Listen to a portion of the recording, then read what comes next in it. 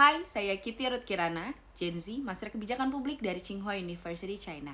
Selamat datang di komentar Kitty Kirana, ruang di mana kita akan mengupas isu publik melalui kacamata kebijakan publik. Jangan lupa subscribe, share, like, dan komen. Komentar Kitty Kirana hari ini akan membahas surat keterangan Gibran. Rakyat Indonesia, saya ingin tanya, kalau kita atau anak kita mau daftar kuliah, bisa nggak cuman pakai surat keterangan sekolah tanpa ijazah? Jawabannya, tidak bisa, ditolak mentah-mentah. Tapi kita lihat ke atas. Untuk jadi wakil presiden Republik Indonesia, syaratnya sudah jelas loh di Undang-Undang Dasar, minimal lulusan SMA, lulusan SMK, atau lulusan paket C. Tapi apa syarat yang dipakai Gibran?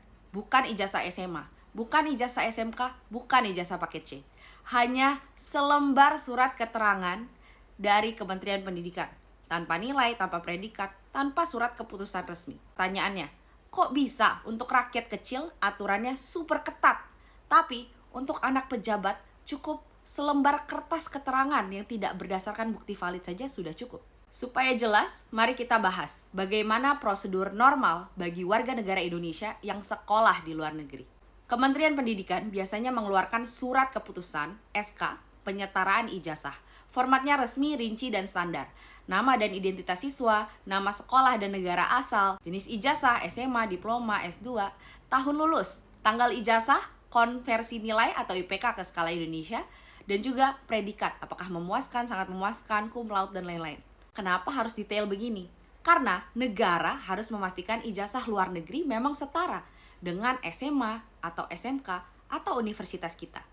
Kalau rakyat biasa pulang dari luar negeri tanpa surat keputusan ini, jangan harap bisa daftar kuliah di UI, ITB, atau mendaftar jadi pejabat. Sementara Gibran bisa melenggang, mendaftar, dan malah jadi wakil presiden. Sekarang mari kita lihat kasus Gibran.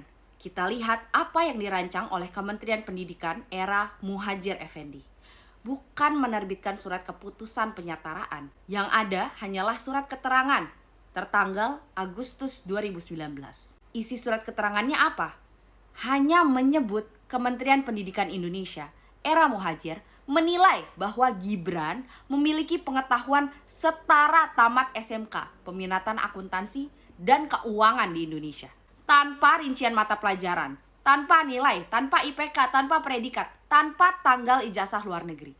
Pertanyaannya, apa bukti Gibran memiliki pengetahuan setara tamat SMK peminatan akuntansi dan keuangan di Indonesia? Semua siswa SMA, SMK, paket C Indonesia harus menempuh ujian untuk bisa membuktikan bahwa mereka mempunyai pengetahuan sehingga dinyatakan tamat kelas 12. Jadi, Kementerian Pendidikan tidak berhak menilai pengetahuan jika tidak ada bukti valid. Gibran sudah mengikuti dan lulus ujian tingkat setara SMK, akuntansi, dan keuangan. Pertanyaan selanjutnya, kok bisa syarat konstitusi untuk jadi wakil presiden dipenuhi hanya dengan surat keterangan yang tidak berbasis bukti ujian? Kalau rakyat biasa hanya punya surat keterangan belajar bahasa Inggris, lalu berani mengklaim mereka lulus setara SMK, apakah akan diterima untuk jadi pejabat? Jangankan jadi pejabat, daftar kuliah dan kerja pun ditolak. Dan jangan lupa, siapa Menteri Pendidikan saat surat ini ditandatangani? Muhadjir Effendi. Menteri setia Jokowi, 8 tahun ikut kabinet, sekarang juga dipelihara Presiden Prabowo. Apakah Muhadjir tahu perbedaan kursus bahasa Inggris dengan ijazah SMK? Atau malah pura-pura tidak tahu? UTS in Search itu apa sih? Itu bukan SMK. Itu program foundation dan kursus bahasa Inggris untuk masuk universitas. Durasinya 6-8 bulan. Bukan 3 tahun SMK, SMA, atau paket C. Tapi entah kenapa oleh Kementerian Pendidikan di bawah Muhadjir bisa disulap jadi setara SMK akuntansi dan keuangan. Disinilah rakyat patut curiga. Apakah ada kong kali kong politik? Surat keterangan Gibran ini keluar 2019, menjelang pilkada, pilpres berikutnya. Seolah-olah Kementerian Pendidikan dipakai untuk menyiapkan jalan politik anak presiden. Dan KPU, Komisi Pemilihan Umum. Jangan lupa, KPU baru saja membuat aturan konyol. 16 dokumen Capres-Cawapres dikecualikan dari akses publik. Artinya, rakyat gak bisa lihat ijazah asli Gibran. Kenapa harus ditutup-tutupi kalau memang sah? Jika kita lihat realita, siswa biasa harus berjuang mengikuti aturan super ketat untuk bisa lulus sekolah. Ambil contoh, sekolah 3 jam. Sekolah kesetaraan yang didaulat memiliki kinerja terbaik oleh Kementerian Pendidikan Dasar dan Menengah tahun 2025. Di sekolah 3 jam, siswa hanya belajar akademik inti, 3 jam per hari, efektif, intensif, dan sesuai standar kurikulum nasional. Sisanya, 5 jam sehari dipakai siswa untuk mengembangkan potensi, coding, artificial intelligence, content creation, karate, sepak bola, seni, bahkan membangun bisnis dan komunitas. Tapi, meski inovatif, sekolah 3 jam tetap tunduk pada aturan resmi Kementerian Pendidikan. Siswa tetap harus ikut ujian, tetap dapat ijazah sah setara SMA. Dan sudah banyak siswa yang lanjut kuliah ke PTN maupun kampus luar negeri. Jadi, jangan dikira pendidikan non-formal atau pendidikan kesetaraan itu berarti main-main. Sekolah 3 jam bisa taat aturan sekaligus membuktikan hasil gemilang.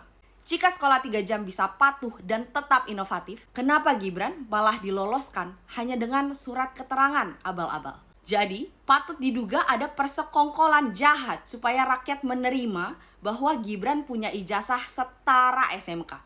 Persekongkolan jelas ada konsekuensi hukumnya. Pertama, tanpa surat keputusan penyetaraan resmi, syarat pendidikan minimal SMK, SMA, paket C untuk jadi wakil presiden tidak sah. Artinya, Gibran sejak awal tidak memenuhi syarat konstitusi untuk menjadi calon wakil presiden. Kedua, KPU lalai. Lembaga sebesar ini meloloskan dokumen yang tidak valid. Bagaimana mungkin negara sebesar Indonesia pakai standar selemah ini untuk kursi wakil presiden? Ketiga, ini bisa disebut cacat administratif, bahkan indikasi pemalsuan legalitas pendidikan. Dan kalau syarat dasar cacat, seluruh proses pencalonan ikut cacat. Pertanyaannya, kalau syaratnya tidak sah, apakah jabatan wakil presiden bisa dipertahankan? Atau sebenarnya sudah otomatis batal demi hukum sejak awal? Coba kita bandingkan. Untuk lulus SMA Indonesia, harus ada ujian sekolah, ijazah resmi, nilai predikat. Untuk lulus paket C, harus ada ujian nasional, nilai, ijazah sah dari Kementerian Pendidikan. Lulusan luar negeri normal, harus ada surat keputusan penyetaraan resmi dengan detail yang jelas. Sementara Gibran hanya ada surat keterangan tanpa pernah ujian, tanpa ada nilai, tanpa predikat, tanpa tanggal, dan tanpa bukti. Apakah ini adil? Rakyat harus jungkir balik, lulus SMA, SMK, paket C, 3 tahun belajar. Ikut ujian susah, bahkan kadang gagal. Tapi Gibran cukup kursus bahasa Inggris 6 bulan, langsung disulap jadi lulus setara SMK. Apakah ini wajah hukum dan pendidikan di negeri kita? Rakyat Indonesia, kita tidak bicara ijazah satu orang. Kita bicara martabat hukum dan pendidikan bangsa. Kalau hukum bisa dipermainkan demi pejabat, maka seluruh rakyat dipermainkan. Oleh karena itu, rakyat menuntut Kementerian Pendidikan buka dokumen asli dan jelaskan dasar hukumnya. Muhadjir Effendi sebagai Menteri Pendidikan saat itu harus bertanggung jawab. KPU harus bertanggung jawab juga.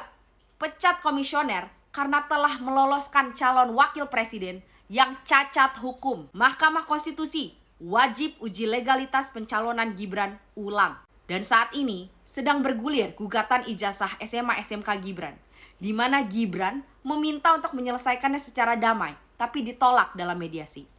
Inilah saatnya pengadilan negeri dan hakim benar-benar menjalankan sumpahnya sebagai penegak hukum. Kalau syarat konstitusi dilanggar, Gibran harus siap-siap mundur atau dilengsarkan dari jabatan wakil presiden.